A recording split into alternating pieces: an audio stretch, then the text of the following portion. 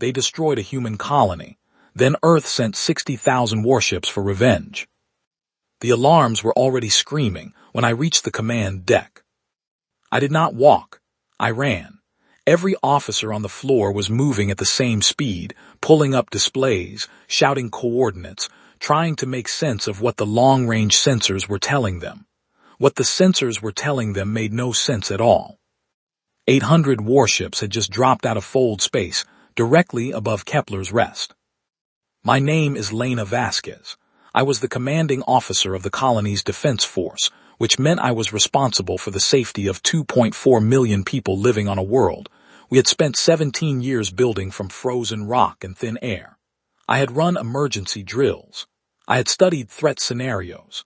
I had reviewed every known species in contact range and rated their likelihood of aggression. I had done everything right. None of it mattered now. "Get me a visual," I said. The main screen filled with ships. Not patrol ships, not scout vessels, not the kind of small diplomatic craft that sometimes wandered into colonial space by accident. These were warships, heavy class, bristling with weapons arrays that were already powered up and active. The design was unmistakable: elongated hulls, layered shielding plating, forward-facing cannon clusters that could punch through orbital infrastructure like paper. They were Verk. I had never seen a Verk warship in person. Almost no human had. The Verk were a distant civilization, powerful but reclusive, known mainly through third-party diplomatic channels and occasional trade disputes near the outer rim. They had never been classified as a threat. They had never done anything that suggested they viewed humanity as worth threatening. That assessment was now several minutes out of date. "Open a channel," I said. "All frequencies. Universal translation protocols active. Get me someone on those ships." My communications officer, a young man named Connor Ellis, worked the board with shaking hands. He was 26 years old. He had been posted to Kepler's rest for 8 months. He had been excited about it.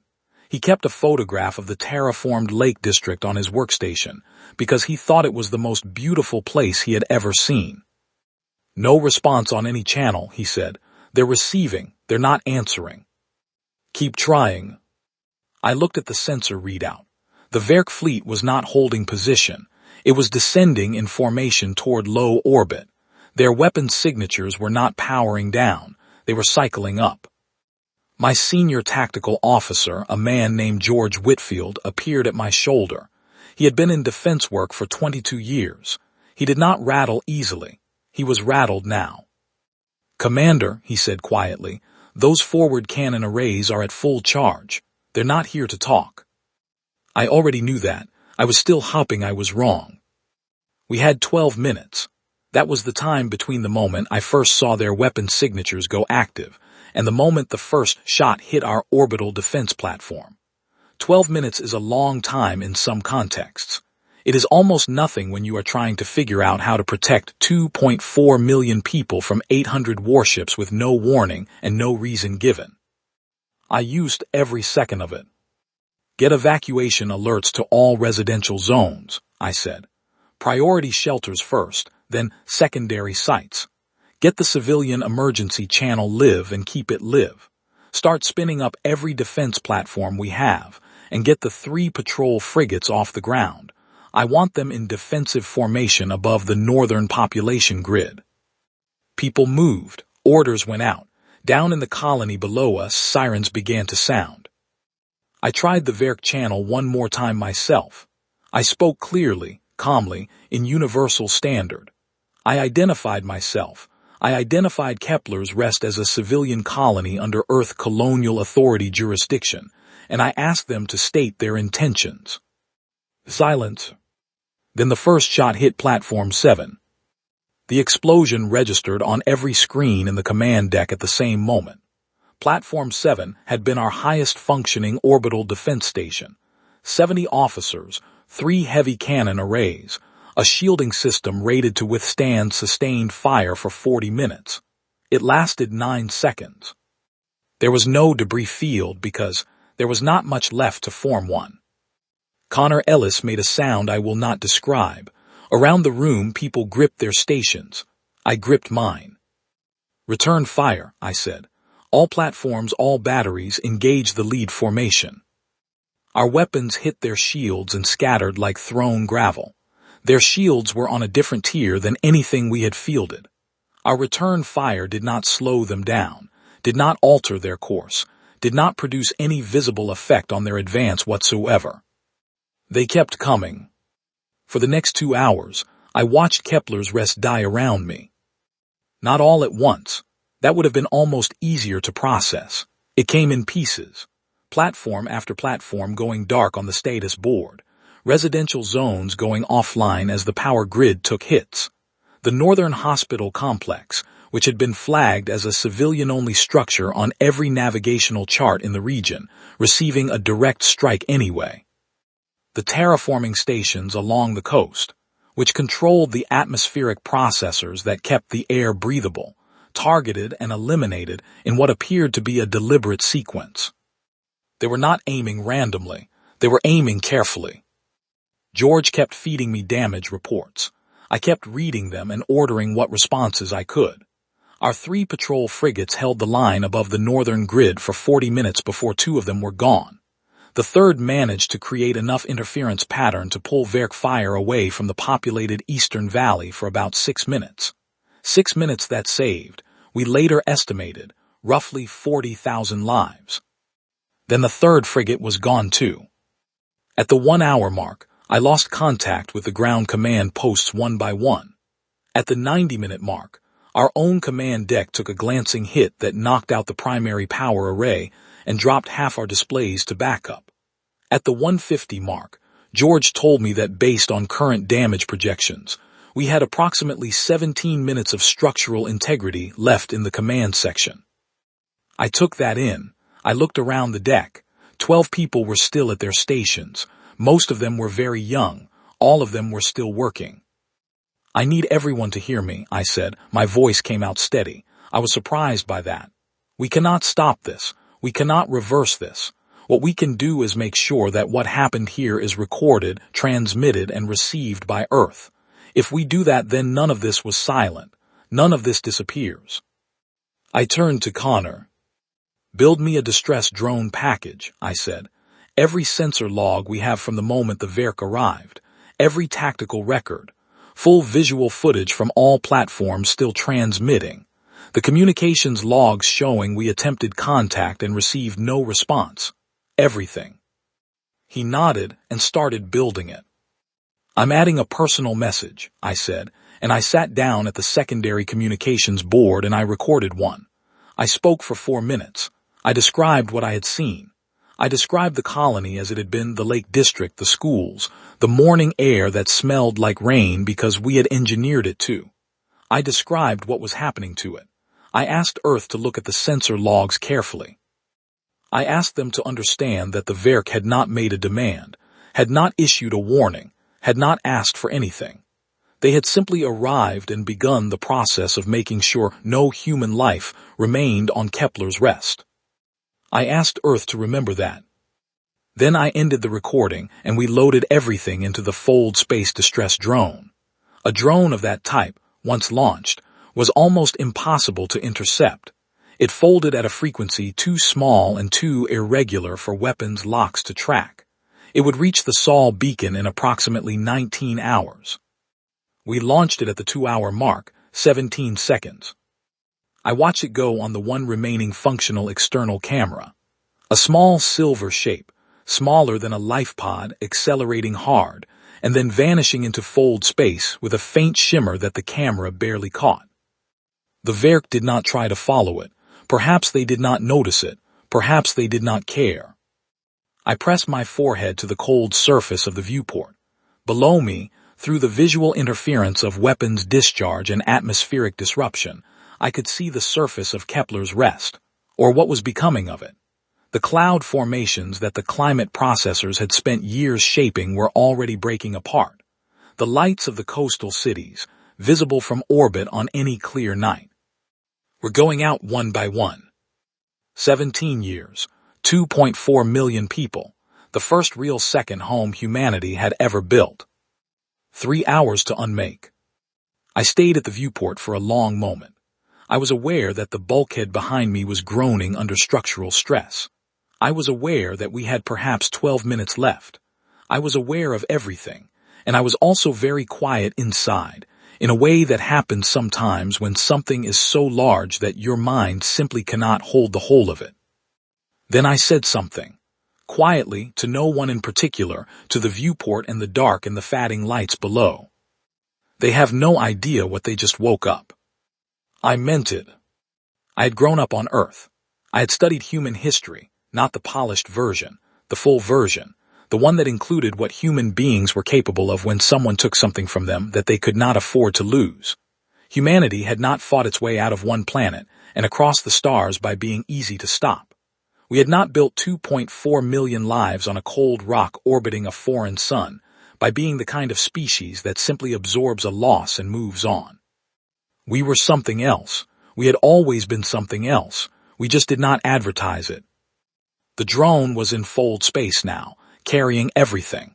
Carrying the proof. Carrying the record of what the Verk had decided to do to a civilian colony with no warning and no reason given. In 19 hours, Earth would know. I closed my eyes. I did not know if I would survive what came next. I did not know if any of us would. But I knew, with a certainty that settled somewhere deep and cold in the center of my chest, that the Verk had just made a mistake that no species in the known galaxy had ever been foolish enough to make before. They had given humanity a reason. They were about to find out what that meant. Connor Ellis found a way to keep the command section sealed for another 3 hours using emergency bulkhead locks and the backup atmospheric system. In that time, we made contact with one surviving patrol vessel, a small scout ship called the Ardent, commanded by a lieutenant named Owen Graves, who had been running a sensor sweep in the outer system when the attack began, and had managed to stay off the Verk targeting grid by going completely dark. Owen brought the Ardent in under minimal power, docked with the command section through the emergency airlock, and got us out. All 12 of us. We were the ones who made it. I did not look back as the Ardent pulled away from the remains of the command station. I looked forward, at the display screens, at the data feeds still trickling in from the few remaining automated sensors on Kepler's rest.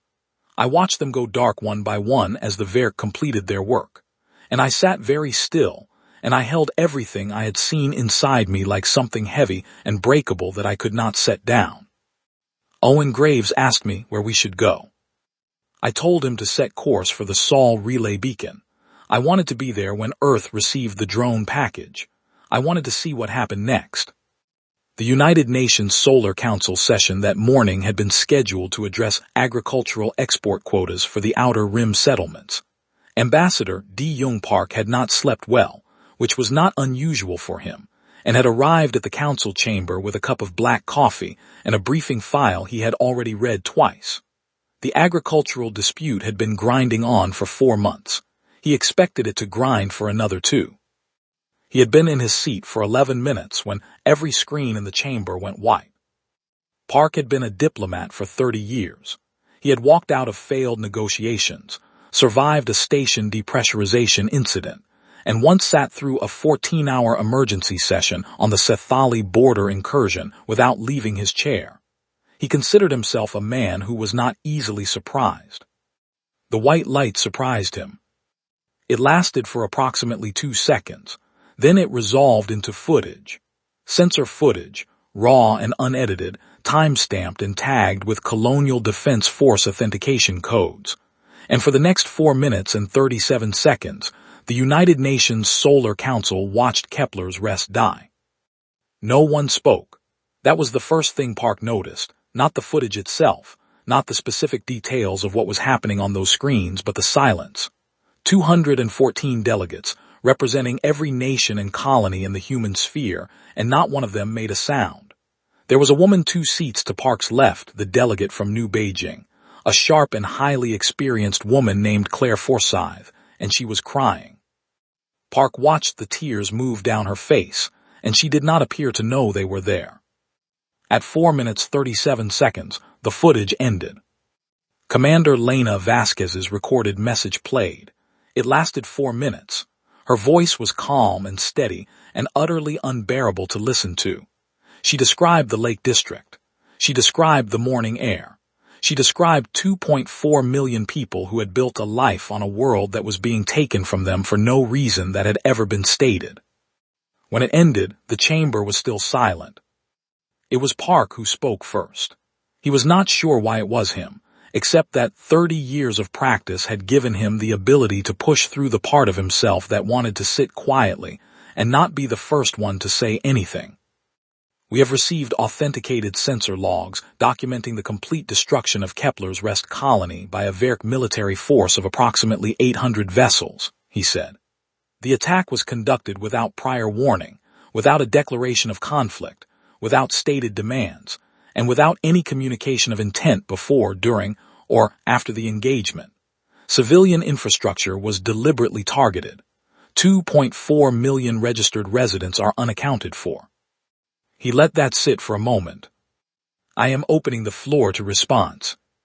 What followed was not a debate. It was something closer to a collision. A coalition of 17 member states, led by the delegate from Orion Station, a cautious and methodical man named Philip Hurst, immediately called for the formation of a diplomatic commission. Send a formal message to the Verk High Council. Request an explanation. Pursue legal redress through the Galactic Standards Tribunal. Allow for the possibility that there had been some catastrophic misunderstanding. Park listened to all of this. He listened carefully because that was what he did, and because Philip Hurst was not a foolish man and the argument was not a foolish one. Then he stood up. I want to address the misunderstanding theory directly, he said. A misunderstanding is possible when communication has occurred and been misread. No communication occurred. The Colonial Defense Force opened channels on all frequencies immediately upon detecting the Verk fleet. They received no response. They made multiple additional contact attempts during the attack itself. They received no response. Commander Vasquez, in her personal message, specifically noted that the Verk never spoke to them, not before the first shot, not during the engagement, not after. You do not misunderstand a civilization that will not speak to you. You make a choice to act without speaking. That is not a misunderstanding. That is a decision. Philip Hurst said that a decision could still be investigated, could still be challenged through proper channels, could still be addressed without military escalation. Park turned to look at him directly. Philip, he said, the proper channel for a legal challenge requires a living plaintiff. What channel do you propose we open on behalf of 2.4 million people who are no longer here? The chamber went quiet again. Then, 22 minutes into the session, a second signal arrived. It came through official Verk diplomatic frequencies, which had been mostly dormant for years. It was short, it was clear, and it was translated and displayed on every screen in the chamber within 90 seconds of receipt. The Verk High Council announced that the solar system formerly designated as Kepler's Rest colonial territory had been reclassified as a Verk exclusion zone. Human presence in this zone had been a violation of Verk territorial doctrine. The matter had been resolved. Any further human colonial expansion into neighboring systems would be treated with the same efficiency. That was the entire message. No apology, no acknowledgement of loss, no recognition that 2.4 million people had been living in that system, just a territorial claim and a warning. The chamber read it in silence. The delegate from Kepler Station, a quiet man named Arthur Cole, whose daughter had been stationed in the colony's atmospheric research division, picked up the printed translation from the table in front of him, read it twice, and then placed it face down without a word. Park watched that. He watched the room. He had spent 30 years learning to read a room. He had sat through arguments that lasted weeks and negotiations that fell apart in minutes and emergency sessions that ran through the night.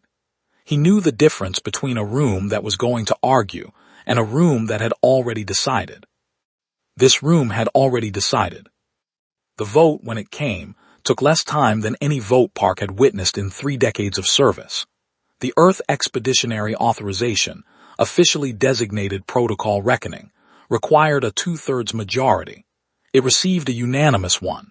214 delegates in a chamber that had never once managed full agreement on anything in its 20-year history voted the same way. 214 to 0. The protocol had existed on paper for 11 years. It had been drafted in the aftermath of a border skirmish near the Sethali neutral zone, as a contingency, a formal mechanism by which Earth could mobilize its full military capacity in response to an act of war against a human colony. It had never been activated. Most of the analysts who knew about it had quietly assumed it never would be. It was activated now. Park watched the fleet marshalling orders go out on the secure command display. He watched ship designations light up one after another: defense cruisers, deep space carriers, patrol frigates, reserve vessels, frontier patrol units, everything that could be pulled from its current assignment and redirected. He watched the list grow. It kept growing. He was aware of a feeling he had not experienced in a very long time. He had felt fear before: negotiation fear, safety fear, the specific anxiety of sitting across from someone who wanted something from you and was not above taking it. But this was different. This was something older and larger. He was afraid of what humanity was about to do. Not because it was wrong. He did not think it was wrong. He thought every one of those 214 votes was correct, and he had cast his own with a steady hand. He was afraid because he understood, perhaps better than most people in that room, what it meant to activate Protocol Reckoning, what it meant to tell the full weight of a civilization to move. He was still sitting at his station when a junior aide named Lucy Page came to escort him to his next briefing. She was 23 years old and very serious, and had been working for his office for 4 months. She fell into step beside him in the corridor. "Ambassador," she said quietly, "do the Verk have any idea how many ships we're sending?" Park walked for a few more steps. He thought about it honestly. "No," he told her, "no one outside this building does." He did not say it as reassurance. He said it as a simple fact. The Verk had attacked a human colony based on their assessment of what humanity was. They had made that assessment without knowing what Protocol Reckoning looked like when it ran. They had made it based on 17 years of watching humans terraform rocks and build schools and plant gardens in the light of foreign stars, and they had concluded that this was the full picture of what humans were. It was not the full picture. They were about to see the rest of it. Fleet Admiral Miriam Osaibansu had not slept in 31 hours when the final staging count came through, and she did not sleep when she saw it either. She stood on the bridge of the Reckoning, the flagship, a deep space carrier so large it had its own internal transit system, and she looked at the number on the display and she read it 3 times. Not because she doubted it, because she wanted it to be completely solid in her mind before she spoke it aloud. 60,214 warships. "Confirm that figure," she said. Her tactical operations director, a precise and unflappable man named Colin Fraser, looked at his board and confirmed it without hesitation. Every vessel had checked in. Every fold drive had been verified. Every weapon system had been tested against protocol standards. The fleet was staged, supplied, crewed, and ready. 60,000 warships, in Sol orbit, waiting for her order. Miriam had been in the Earth Expeditionary Fleet for 28 years. She had commanded a patrol group, a defense wing, a sector fleet, and now this, the largest military assembly in the history of the human species. She had read about Protocol Reckoning when she was a cadet, in a history of contingency planning that she had found in the back of a dusty reference shelf in the Academy library. She had read about it as a theoretical exercise, a piece of strategic architecture so large and so unlikely that it existed mainly as a way of thinking about worst-case scenarios. She was living inside the worst-case scenario now. She walked the full length of the bridge slowly, looking at each station. Her crew was focused, quiet, running final checks with the controlled efficiency that came from years of training, and now, from the particular clarity that settles over people when they understand exactly what they are doing and why. They had all seen the footage from Kepler's rest. They had all read Commander Vasquez's message. They had all watched a world full of people they did not know personally be taken from the universe with no warning and no reason. They were ready. Miriam stopped at the forward viewport. Saul was behind them. The vast gathering of the fleet spread out ahead of her view, carrier groups, destroyer squadrons, frigate lines, support vessels, 100 different ship classes all holding position in a formation so large that it curved at the edges from her line of sight. The light from Saul caught the hulls and made the whole assembly shimmer faintly, like a field of moving metal stars. She had never seen anything like it. No human had. Admiral Colin Fraser's voice was level. "We have an intercept." She turned. On the secondary display, a translated Verk communication had appeared, flagged as internal, captured by the outer sensor relay. It was addressed from something designated as Verk Perimeter Watch Command to Verk Home Intelligence. The message was short. Human military assembly in Sol orbit confirmed. Vessel count verification requested. Initial count appears anomalous. Miriam read it and felt the corner of her mouth move. "How long ago did they send that?" she asked. "Approximately 4 hours ago," Fraser said, "and this arrived 40 minutes ago." He brought up the second intercept. This one was from Verk Home Intelligence back to Verk Perimeter Watch. It said, "Verify again. Current count is not possible for human military capacity as assessed." Miriam looked at that for a moment. "They think their intelligence is wrong," she said. "Yes, Admiral." She nodded slowly. That made sense. The Verk had built their entire decision to attack Kepler's rest on an assessment of human military capacity, and their assessment had been based on what humanity had been willing to show the galaxy, patrol groups, border defense fleets, colonial protection vessels. The kind of forces a civilization fields when it wants to maintain a presence without making anyone nervous. A civilized, measured, proportionate military footprint. What humanity had never shown the galaxy, what there had never been a reason to show, was the full depth, the reserves, the emergency protocols, the fleet that existed not for patrol and presence but for the situation exactly like this one. The Verk had poked at what they thought was the visible edge of humanity's military capability. They had not known there was an iceberg underneath. They were about to get an education. She was still reading the intercepts when 3 separate diplomatic vessels arrived in formation off the starboard side of the reckoning. All 3 were broadcasting on standard neutral party frequencies. The first was from the Cethali Compact, the most powerful of the nearby galactic nations, a civilization of methodical and sophisticated beings who had been managing interstellar politics for centuries, and who had generally treated humanity as an interesting but minor factor in the larger picture. Their envoy was a senior diplomat named Verath Saul, who had dealt with human representatives on and off for years. Miriam agreed to receive him in person.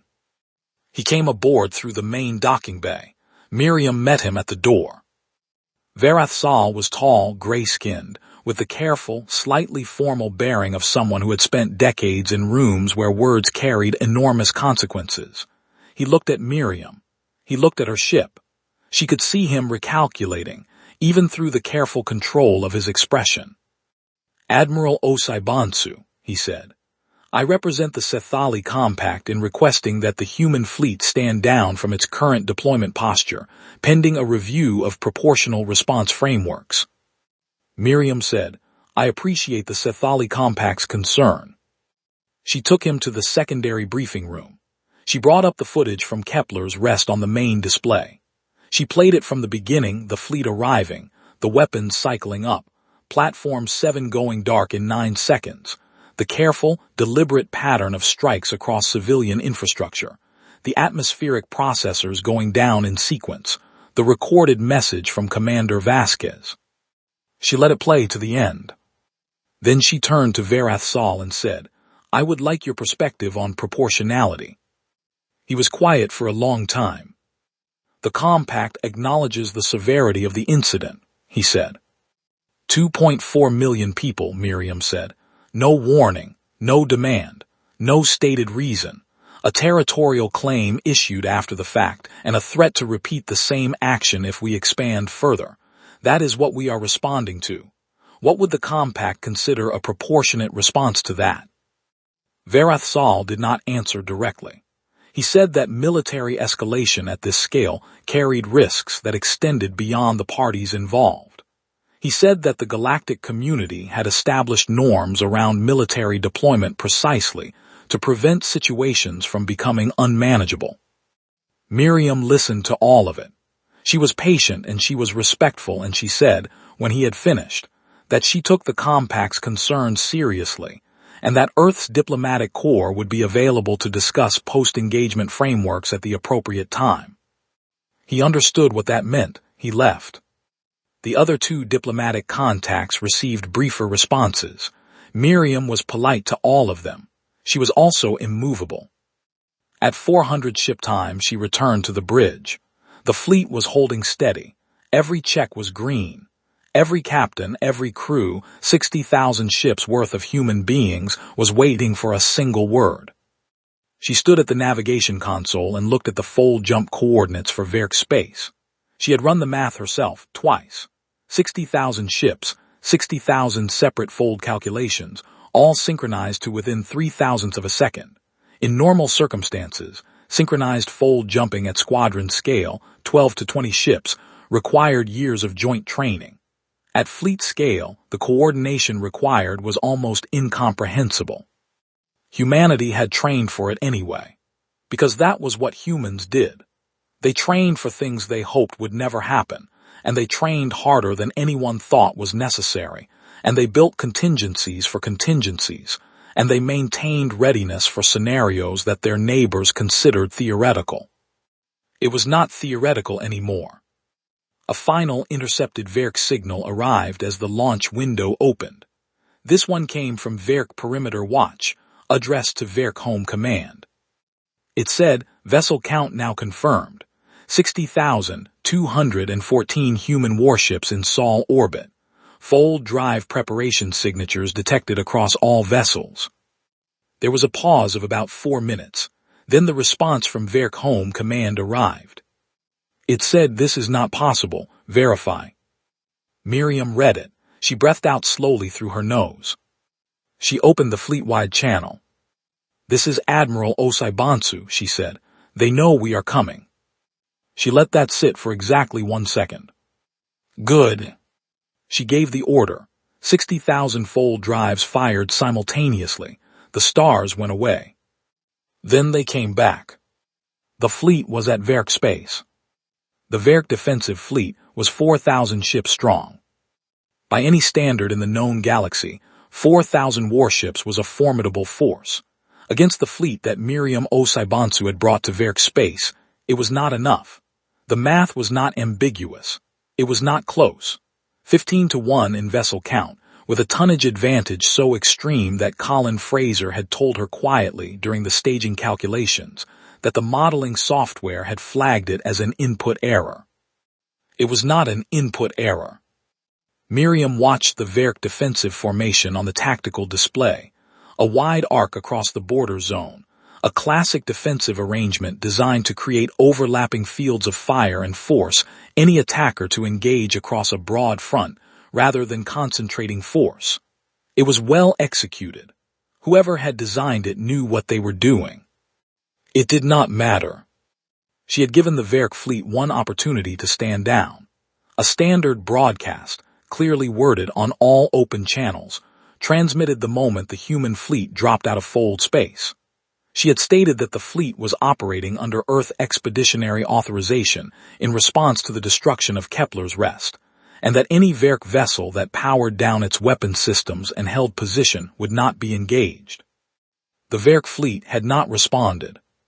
They had opened fire. Miriam had expected that. It was what she would have done in their position with what they had.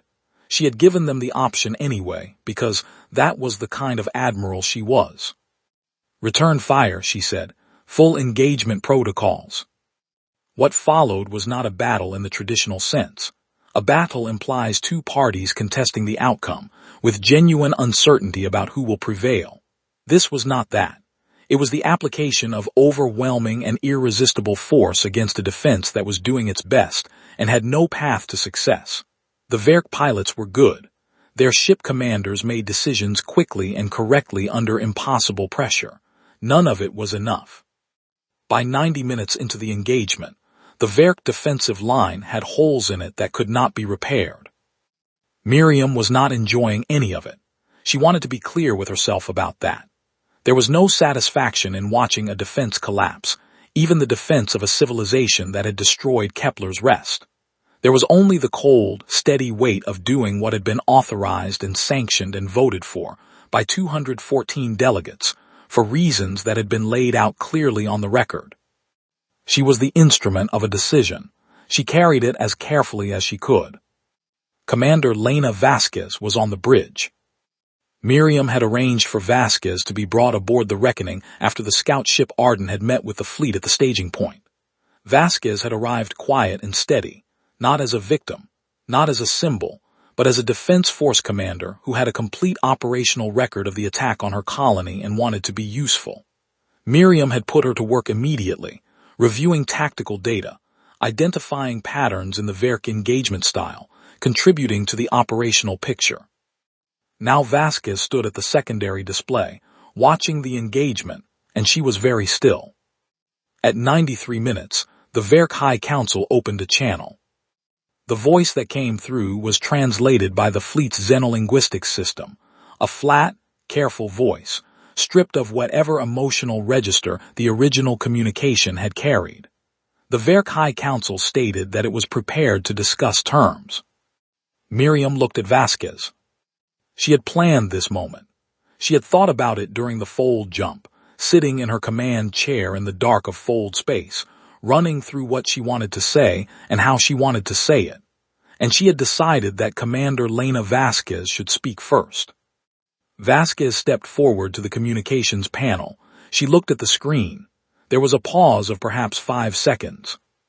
Then she said, "My name is Commander Lena Vasquez of the Colonial Defense Force, Kepler's Rest. I was present during your fleet's attack on our colony. I would like you to understand that this conversation is being recorded and will be submitted in full to the Galactic Standards Tribunal. I would also like you to understand that we are not here to negotiate the terms of your survival. We are here to present the terms of your accountability." The channel was silent for a moment. "State your terms," the translated voice said. Miriam stepped forward. "Full withdrawal of all Verk military assets from the Kepler's Rest system, and all adjacent sectors designated as exclusion zones. Full cooperation with a Galactic Standards Tribunal investigation into the attack, including the provision of command-level communications and decision logs for the period leading up to the engagement. Reparations payment to the Colonial Reconstruction Fund at a level to be determined by the tribunal. And this," she paused, "Kepler's Rest will be rebuilt. You will provide the resources to do it." The channel went quiet for longer this time, nearly 3 minutes. "Then, the tribunal clause is not acceptable. We will not submit our command structure to external legal review." Miriam had expected this too. She cut the channel. She turned to Fraser and said, "Second wave, advance to Verk Prime orbital range. Full formation. No weapons active, just presence." Fraser gave the order. 47,000 warships moved forward in formation toward Verk Prime. They did not fire.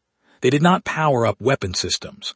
They simply moved, slowly and precisely, until they were visible from the surface of the Verk home world itself, a fleet so large that it altered the light on the night side of the planet. Miriam waited. 39 minutes passed. The channel reopened. "We accept all terms." The room did not cheer. Miriam had been in enough moments like this to know that a room of people who have been carrying something heavy for a long time does not cheer when it is over. They exhale. They set things down carefully. They look at each other with the particular expression of people who have done what needed to be done and are now beginning to understand that they will carry it with them regardless. Miriam signed the initial terms agreement. Vasquez countersigned as the representative of the colonial authority. The engagement was formally concluded. Later, much later, Miriam sat alone in her quarters for the first time in 11 days. The ship was still. The fleet was holding orbit, quiet and patient. She thought about 60,000 warships. She thought about what it meant that humanity could build them. Not just build them, but coordinate them, synchronize them, bring them across fold space in perfect formation, and then, when the terms were accepted, hold them still. Not fire, not destroy the world below, hold. Restraint, she thought, was the hardest part of power. Vasquez found her there after about an hour. She sat down across from her without being asked, the way you sit with someone who does not need to be asked. I keep thinking about what they said, Vasquez said, in the territorial claim, that we were a minor species, barely registered in their threat assessment. I know, Miriam said. Do you think they know now? Vasquez asked. She looked out toward the viewport, toward the fleet that was still out there, 60,000 ships holding orbit around a world that would never make that particular mistake again. Miriam thought about the intercepted message, the one that said, "This is not possible, verify." Yes, she said, I think they know. Vasquez was quiet for a moment. Then she said, I'm going back to Kepler's rest. I know, Miriam said again. First thing tomorrow, I want to start reviewing the reconstruction logistics. Miriam looked at her. This woman who had watched her colony burn, who had launched a drone into fold space on 17 minutes of remaining power, and then held on for Owen Graves to come and get her. This woman who had stood at a communications panel and told the Werk High Council, in a steady voice, that this conversation was being recorded. You will, Miriam said, and it will be something to see. The morning briefings came every day now, delivered to a tablet propped on a folding table in a construction shelter that smelled of fresh concrete and dry air. My name is Lena Vasquez, and I am standing in the ruins of the world I used to command. Except it is not only ruins anymore. 8 months have passed since the engagement ended, 12 months since the attack, and the thing about humans, the thing that the Werk had not included in their assessment, the thing that no outside civilization had ever fully understood, is that we do not only fight, we also build. We have always been better at building than at almost anything else. The reconstruction project for Kepler's rest is the largest civil engineering effort in human history. That is not a metaphor or an exaggeration. It is a formal designation, certified by the Colonial Engineering Authority. More construction teams, more atmospheric restoration equipment, more supply tonnage, more people working on a single world-building project than any previous undertaking in the human sphere. Every colonial authority has contributed personnel. Thousands of volunteers have arrived from Earth itself, from the outer rim settlements, from every corner of the human reach. They are here because they want to be. Nobody ordered them. The morning briefing today contains, among its items, a summary of the galactic diplomatic shifts of the past year. I read it over coffee, standing in the shelter, watching the Foundation work progress outside the open door. 3 species have formally requested military alliance treaties with Earth. Not trade agreements, not cooperative research frameworks, not the vague gestures toward mutual understanding that pass for diplomacy in quieter times. Alliance treaties. The kind that say, if someone does to you what the Werk did to Kepler's rest, we will stand with you. Earth's diplomatic corps has been careful with these requests. Thoughtful.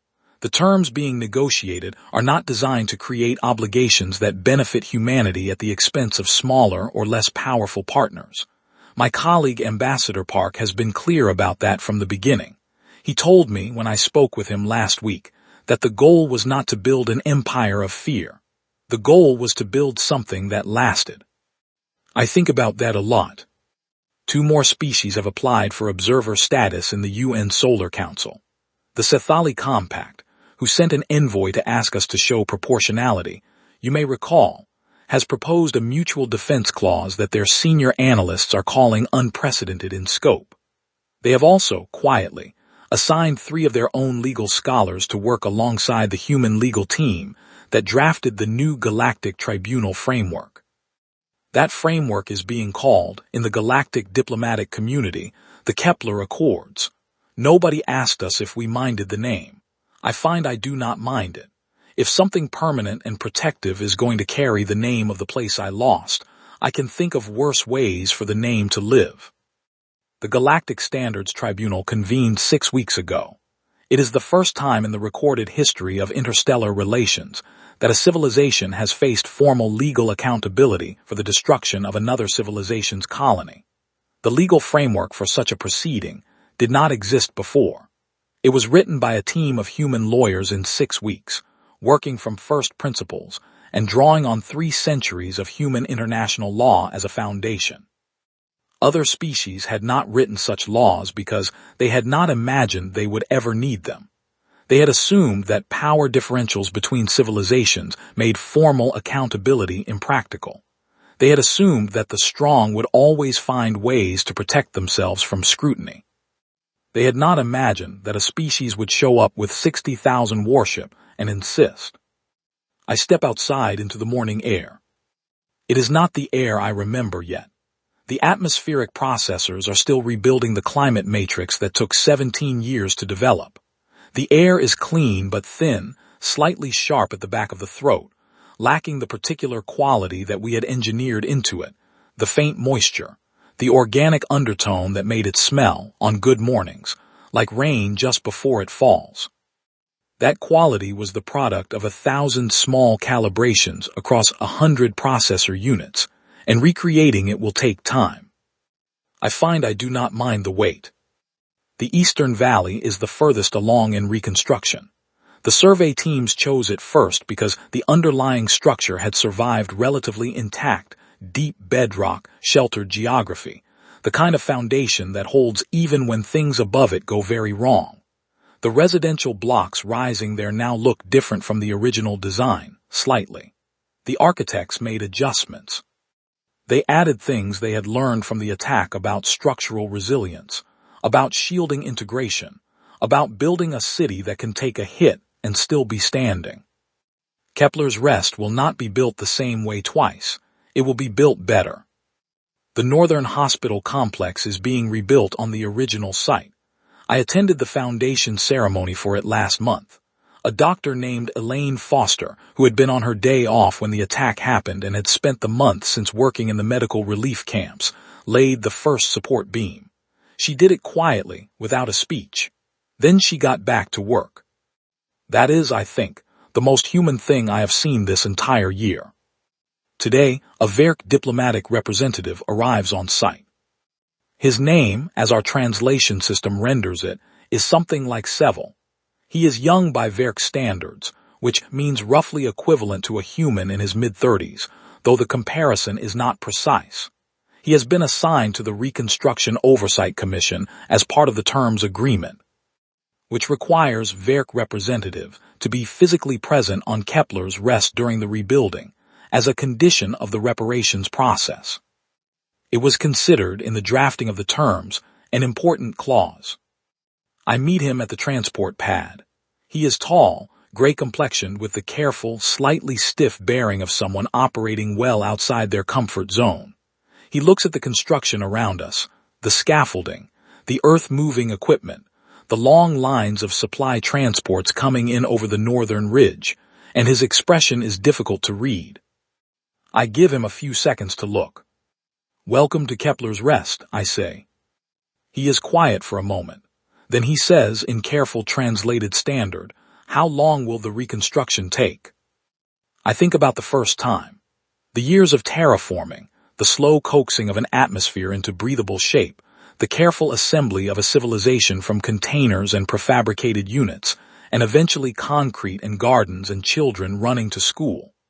I think about the Lake District and the morning rain smell, and what it felt like to stand at the command deck viewport and watch the lights of the coastal cities go dark.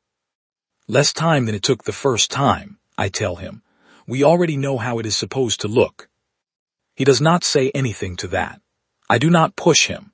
He will be here for a long time, working alongside the commission, watching what humans do when someone takes something from them that they cannot afford to lose. He will learn. The afternoon is long and busy.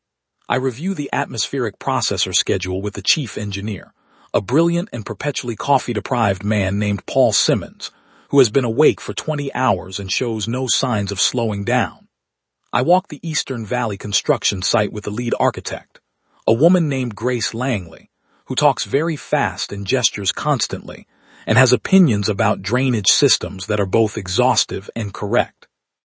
I attend a supply coordination meeting, a personnel logistics review, and a short ceremony marking the completion of the first residential block in the northern grid. 40 families move in that evening. They are among the survivors, people who were off-world during the attack, or in the outer shelters, or on vessels like the Ardent that happened to be in the wrong part of the system at the right moment. They carry bags and boxes and furniture that has been in storage for a year. One family has a small plant that they have kept alive through all of it, a flowering plant in a ceramic pot, slightly scraggly but intact. I watch the plant carried through the door of the first completed building on the new Kepler's Rest. I feel something shift in my chest, something tight and heavy that has been there since I pressed my forehead to the viewport and watched the lights go out. It does not go away entirely. I do not think it will. You do not carry what I carried through this year and set it down cleanly at the end, but it shifts. It becomes something else, not lighter exactly, but different in character, less like weight and more like purpose. That evening I walk to the edge of the eastern construction site and stand where the city ends and the unfinished land begins. The sky above Kepler's Rest is dimmer than it used to be. The atmospheric light scattering matrix is not fully restored yet, but the stars are there. They are always there. 3 of them are brighter than the others. 3 stars that are visible from this exact spot in the sky, in a small triangular formation slightly east of the horizon line. I know them by sight because I spent years looking at them from the command deck.